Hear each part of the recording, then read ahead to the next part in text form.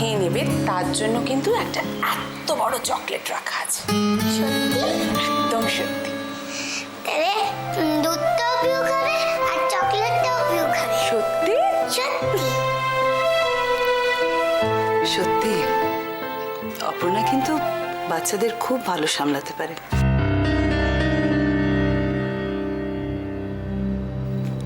শুধু বাচ্চাদের কোথায়, অপর্ণা যে দেখছি বড়দেরকেও ভালোই সামলাতে পারে। অপর্ণা সত্যিই খুব গুণী মেয়ে। কই চকলেটটা দাও। চকলেটটা ফ্রিজে চলে যাও, ফ্রিজে চকলেটটা রাখা আছে, দৌড়ে যাও। Thank you. অপর্ণা, হ্যাঁ দিদি ভাই। কোথায় যাচ্ছ? বসো না এখানে, আমরা এখন তোমার বিয়ের ছবি দেখছি। থাক না, আমি তো দেখেছি। তোমার বোনেদের ছবি দেখছিলাম, ভারী সুন্দর। সবাই বলে। তোমরা শহরের মেয়েরা খুব রূপচর্চা করো, তাই না? না চুইমা, আমার বোনেরা বরাবরই খুব সুন্দর। আর তুমি?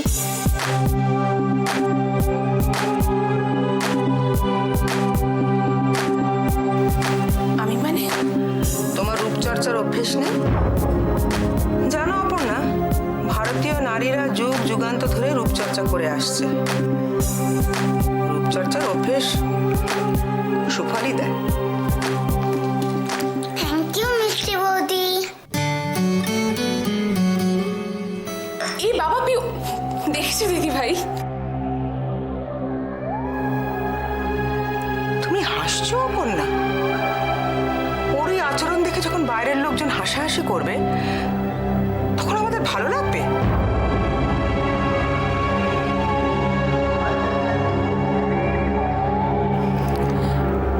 না মানে তুমি আর মানে কি বোঝাবে অপর্ণা? তুমি তো সদ্যই বাড়িতে এসেছো। এই বাড়ির সভ্যতা ভব্যতা শিখতে তোমার কোনো সময় লাগবে। কিন্তু জয়ন্তী তো এই বাড়িতে মেয়েকে এত বছর ধরে মানুষ করছে। এই বাড়ির হাব ভাব আভিজাত্য এতদিনে না নিজে শিখলো, না মেয়েটাকে শেখাতে পারলো। পিউ,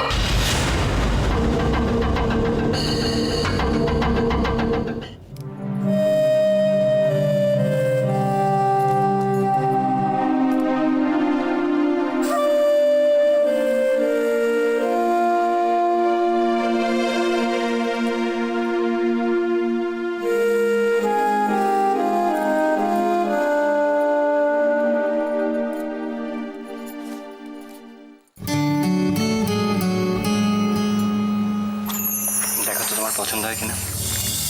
এই রংটা কি সুন্দর না? আমি তো জানতাম এটা তোমার ফেভারিট কালার। আমার এরকম একটা শাড়ি আছে জানো, এক্স্যাক্টলি এরকম। 2 বছর আগে রুদ্র ঠিক এরকম শাড়িটাই আমাকে দিয়েছিল।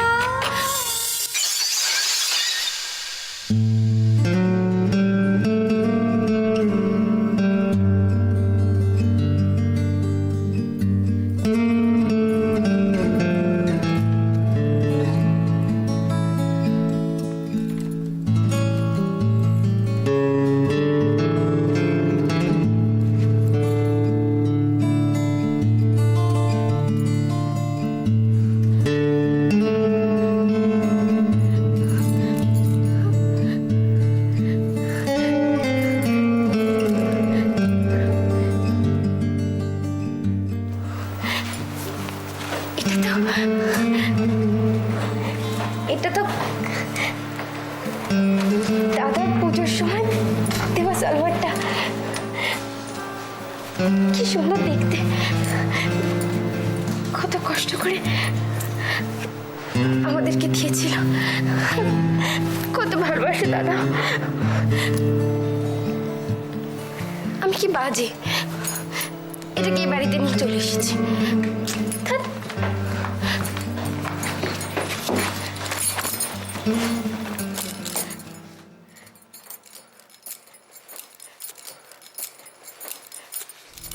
দোয়েল,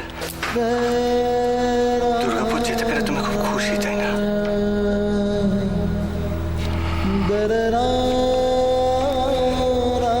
তাই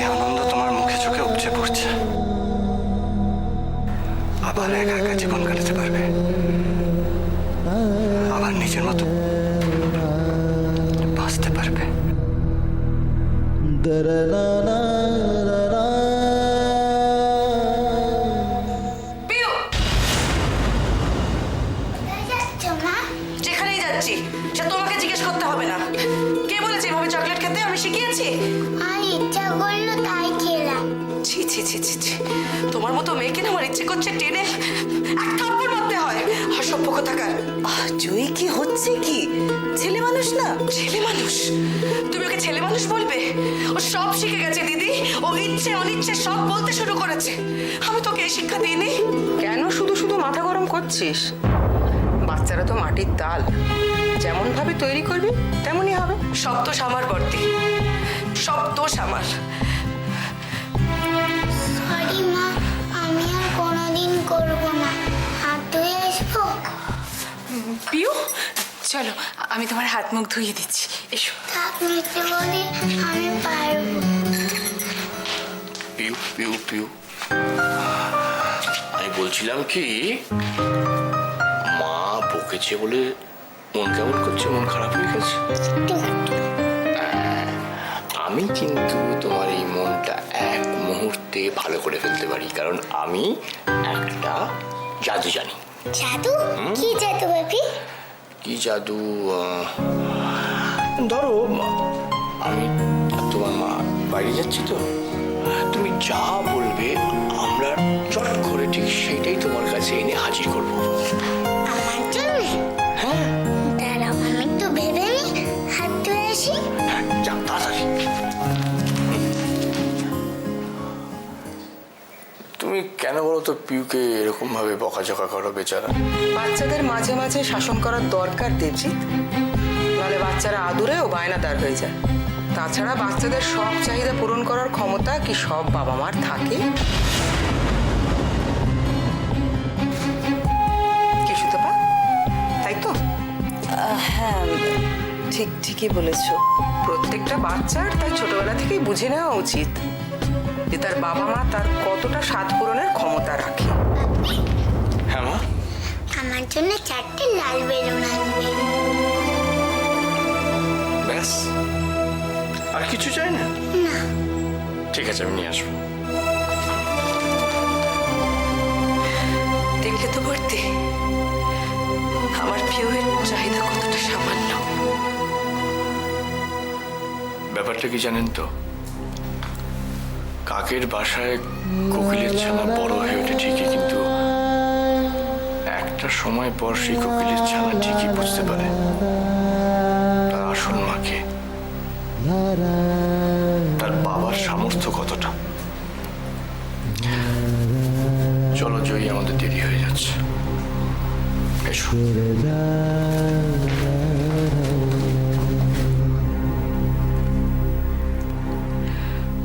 জানিস সুতপা, জয়টা এখনো বুঝলো না যে শুধু মুখে ছিঁড়ে ভেজে না। বেদে বেদে, আরে বেদে ভাই, ওই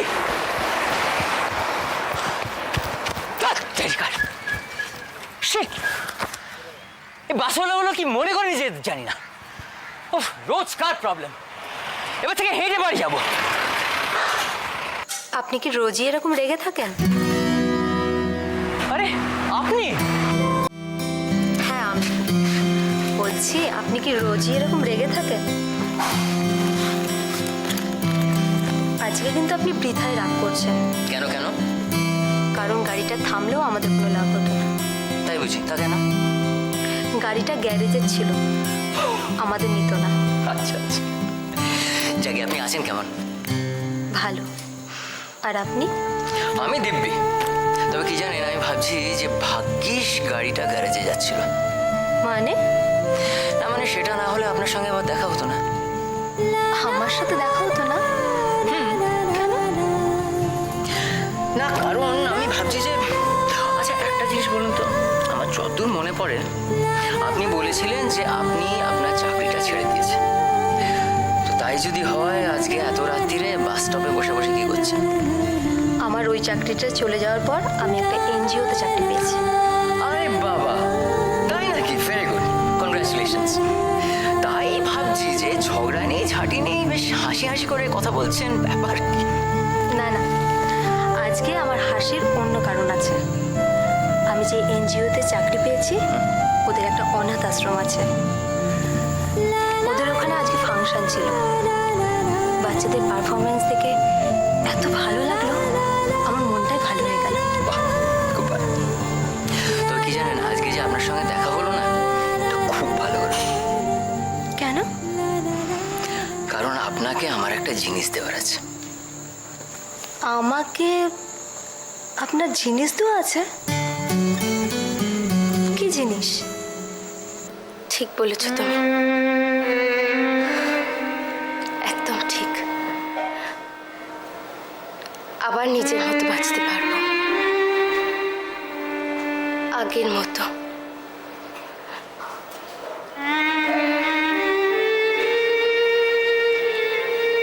আমি দুর্গাপুর চলে যাচ্ছি,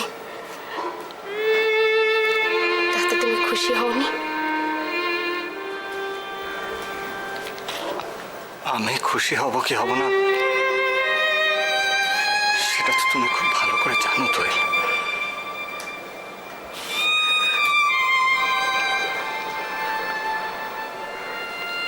আমি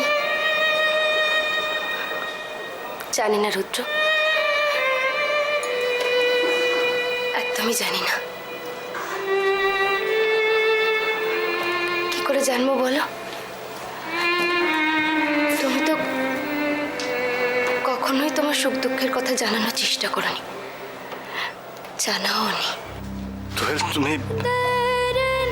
তুমি জানো না আমার সুখ দুঃখের কথা? কি করে জানবো বলো? বিয়ের একটা বছরে ওই রাতটা ছাড়া আর কখনো তুমি ভালোবেসে আমার কাছে আসোনি, কখনোই না। কখনোই তুমি নিজেকে ধরা দাওনি। তোমার আবেগ তুমি কারোর সঙ্গে শেয়ার করোনি। আমি কি করে তোমাকে নিজের ভাববো? আমি কখনো তোমাকে ভাবতে পারিনি, কখনো না। দোয়েল, আমি তোমাকে ভালোবাসো? বাসনি, কখনো তুমি আমাকে ভালোবাসোনি, শুধু দয়া করেছো, মায়া করেছো আমার উপর।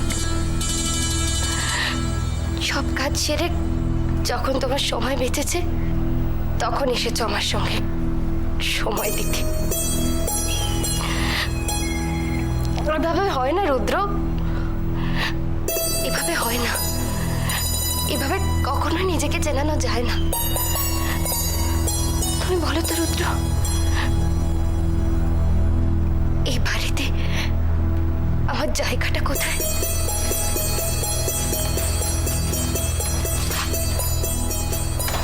তুমি আমার স্ত্রী দোয়েল।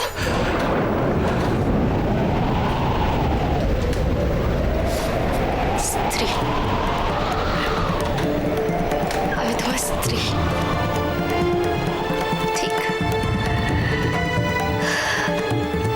আর তার সাক্ষী হোমের আগুন আর কয়েকজন নিমন্ত্রিত। হ্যাঁ, ম্যারেজ রেজিস্ট্রেশন সার্টিফিকেটও আমি তোমার স্ত্রী। কিন্তু সত্যি করে বলো তো, আমি কি সত্যি তোমার স্ত্রী?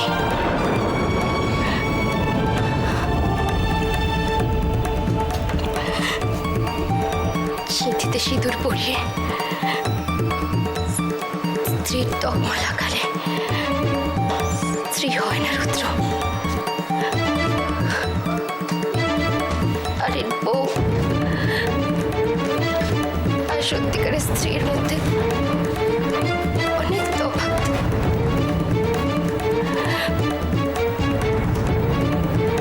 আমি বাবার সঙ্গে যাচ্ছি, বাবা আমাকে দুর্গাপুর নিয়ে যাচ্ছেন,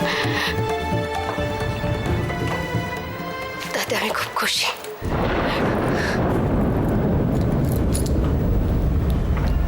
একটা জিনিস আমি বুঝেছি জানো তো, জোর করে কিছু আদায় করা যায় না। খুশি তো নই, কিন্তু গুমড়ে গুমড়ে বাঁচা যায় না, কষ্ট হয়।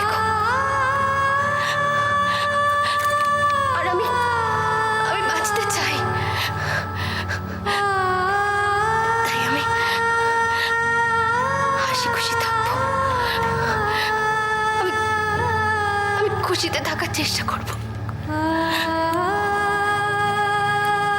আমি চলে গেলে তুমিও ভালো থাকবে। বিশ্বাস করো তো, আমি তোমায় ছাড়া ভালো থাকতে পারবো না। ভালো থাকবে তুমি রুদ্র, তুমি খুব ভালো থাকবে। দেখো বাবা তোমার ভালো থাকার ব্যবস্থা করে দিচ্ছে তো। তুমি চন্দ্রার সঙ্গে থাকবে, ভালোভাবে কাজ করবে, ব্যবসায় মন দেবে, এটা ভালো ব্যবস্থা নয়?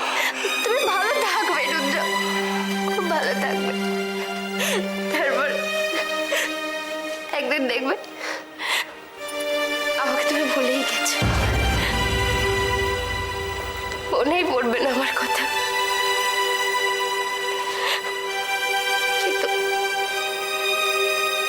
আমি কোনোদিনও তোমাকে বলতে পারবো না।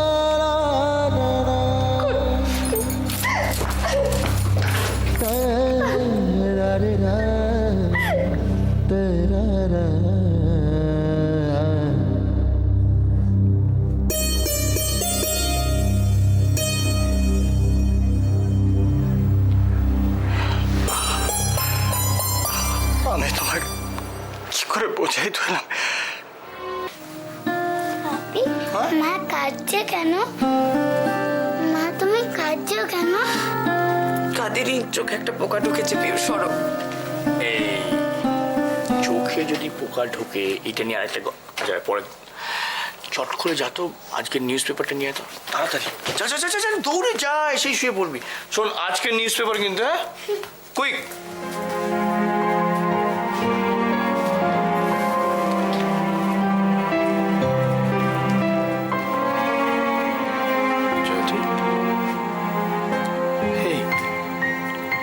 হে বাবা, বাচ্চা মেয়ের মতো খাচ্ছে। কি হয়েছে, খাচ্ছো কেন? খেতেও গেলে না? খাবো আর কি, সন্ধ্যেবেলা থেকে দিদির কথার খোঁচা যা খেয়েছি, খিদে মরে গেছে।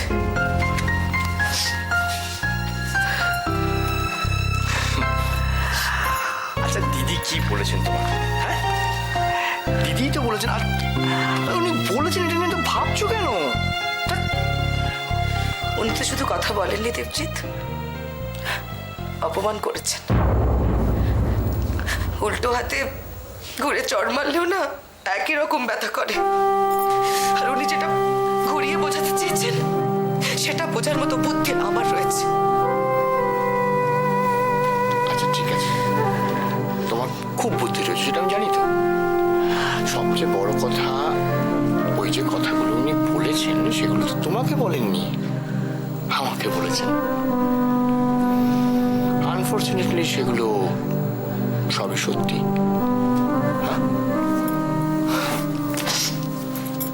আমি আবারও বলছি, উনি কোনো কথা বলেননি, উনি কিন্তু অপমান করেছেন দেবজিৎ। এবং এবং উনি যদি আমাকে অপমান করতেন, আমার কষ্ট হতো, কিন্তু সেটা আমি সহ্য করে নিতাম। উনি তোমাকে অপমান করেছেন দেবজিৎ, আমার খুব কষ্ট হয়েছে। হেই জয়ী, আচ্ছা কান্নাকাটি থামিয়ে একটা কথা বলবে? তুমি আমাকে কেন এত ভালোবাসো বলো তো? আমার তো কিচ্ছু নেই, তবু কেন? জানি না, শুধু জানি আমি তোমাকে ভীষণ ভীষণ ভালোবাসি, পাগলের মতো ভালোবাসি দেবজিৎ, পাগলের মতো ভালোবাসি। তোমাকে কেউ কিছু বললে আমি সহ্য করবো না। আর কাঁদে না, আর কেঁদে না। এদিকে ঘোরো।